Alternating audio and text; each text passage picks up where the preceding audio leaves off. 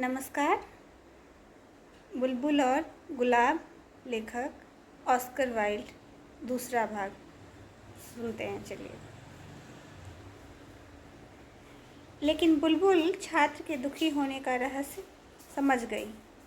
वो चुपचाप ओक वृक्ष पर बैठी प्रेम के रहस्य के बारे में सोचने लगी। फिर अचानक उसने उड़ान भरने के लिए अपने भूरे पंख फैलाए और हवा में ऊंचे उड़ चली।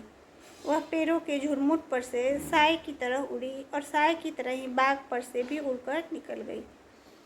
घास के मैदान के बीचों बीच गुलाब का एक सुंदर पौधा था। उसे देखते ही वह उस तरफ उड़कर आई और उसकी एक टहनी पर आहिस्ता से बैठ गई। मुझे एक लाल गुलाब दे दो, वह बोली, और मैं तुम्हें अपना सबसे मीठा गीत सुनाऊंगी। लेकिन पौधे ने अपना सिर इनकार में हिलाया।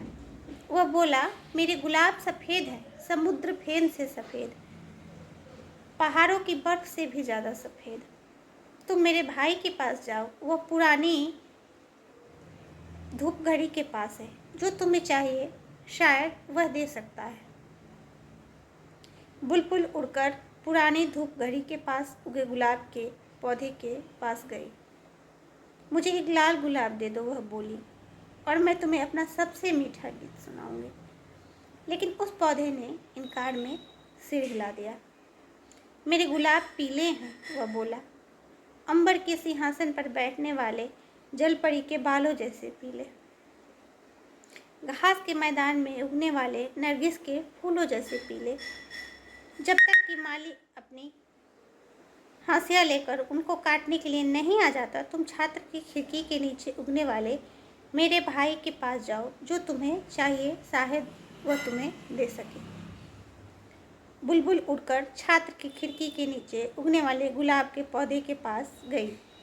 मुझे एक गुलाब दे दो, वह बोली, और मैं तुम्हें अपना सबसे मीठा गीत सुनाऊंगी। लेकिन पौधे ने इनकार में अपना सिर हिलाया। मेरे गुलाब लाल हैं, वह बोला, फाख्ता के पंजों जैसे लाल, समुद्र की कंदराओं में लहराने वाले मूंगों के समूहों से भी अधिक लाल। लेकिन जाड़े ने मेरी नसों को सुन्न कर दिया है, पाले ने मेरी कलियों को कुचल दिया है, तूफान ने मेरी टहनियों को तोड़ डाला है। अब इस साल मेरे पास कोई गुलाब नहीं है। मुझे तो एक लाल गुलाब चाहिए, बुलबुल बोली, सिर्फ एक लाल गुलाब। क्या ऐसा कोई तरीका नहीं जिससे वह मिल सके? एक तरीका है, पौधे ने कहा, लेकिन वह ऐसा भयानक है कि तुमसे बताने का साहस ही नहीं हो रहा है। मुझे बताओ, बुलबुल बोली। मैं नहीं डरती, किसी से नहीं डरती। अगर तुम्हें एक लाल गुलाब चाहिए, पौधे ने कहा, तो तुम ऐसा गुलाब चांदनी रात में अपने संगीत से बना सकती हो। लेकिन उसे तुम्हें अपने हृदय के रक्त से रंगकर लाल बनाना होगा। तुम अपनी छाती मेरे एक कांटे के साथ सटाकर मेरे लिए गाओगी। रात भर तुमको मेरे लिए गाना होगा। कांटा तुम्हारे दिल को भेद डालेगा। तुम्हारे जीवन का रक्त मेरी धमनियों में प्रवाहित होकर मेरा हो जाएगा। मौत एक लाल गुलाब के लिए बहुत बड़ी कीमत है, बुलबुल बोली, और जान सबको बहुत प्यारी होती है। अरे, हरे भरे जंगल में बैठकर सूर्य को अपने सुनहरे रथ पर और चंद्रमा को अपने मोती के रथ पर आते देखने में कितना आनंद है। वन संजली की महक कितनी भीनी भीनी होती है। वादियों में लुके छिपे नीले घंटी पुष्प और पहाड़ी पर खिलने वाले झड़बेरी कितनी सुहाने लगती है।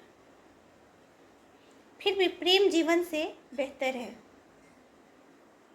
और फिर किसी मनुष्य के हृदय की तुलना में किसी चिड़िया का हृदय क्या है। फिर उसने उड़ान के लिए अपने भूरे पंख फैलाए और हवा में ऊंची उड़ चली। वह पेड़ों की झुरमुट पर से साए की तरह उड़ी और साए की तरह ही बाग पर से उड़कर निकल गई। युवा छात्र अब भी घास पर वहीं लेटा था,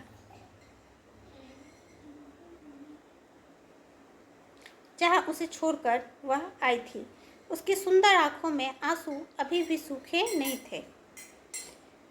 खुश हो जाओ, बुलबुल बोली, खुश हो जाओ, क्योंकि तुमको अपना लाल गुलाब जरूर मिलेगा। मैं चांदनी रात में अपने गीत से उसे पैदा करूंगी, अपने हृदय के रक्त से उसे रंगूंगी। बदले में मैं तुमसे केवल यह चाहती हूँ कि तुम सच्चे प्रेमी बनना। अगला भाग अगले वीडियो में।